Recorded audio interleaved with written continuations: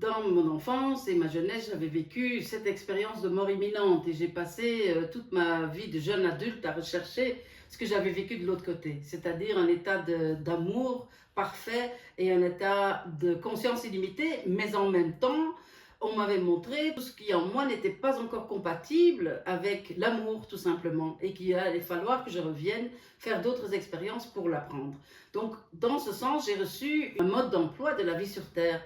Et donc j'ai tenté toute ma vie à retrouver ce que j'avais vécu de l'autre côté dans toutes sortes de religions, philosophies, des tendances de spiritualité et aussi en psychologie. Mais j'ai jamais réussi à trouver quoi que ce soit qui y ressemblait de près ou de loin.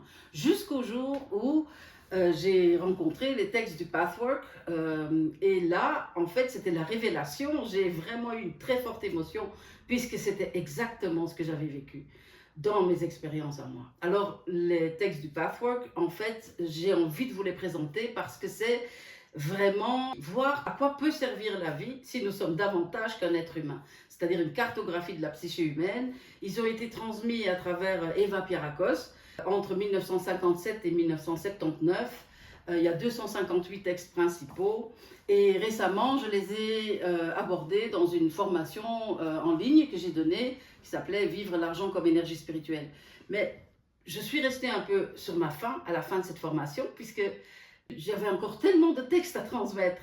Parce que l'abondance, évidemment, ça va bien au-delà de l'argent. C'est le fait de vivre dans un état de bonheur, de pouvoir savoir que même quand il n'y a pas le bonheur, que c'est une préparation au bonheur à venir. Et c'est justement ça qui est expliqué dans ces textes. C'est pour ça que je vais bientôt faire un cycle d'études du Pathwork. Et je voudrais vous proposer déjà un texte dans mon webinaire qui se tiendra le 28 mars sur le thème du texte 250 qui s'appelle...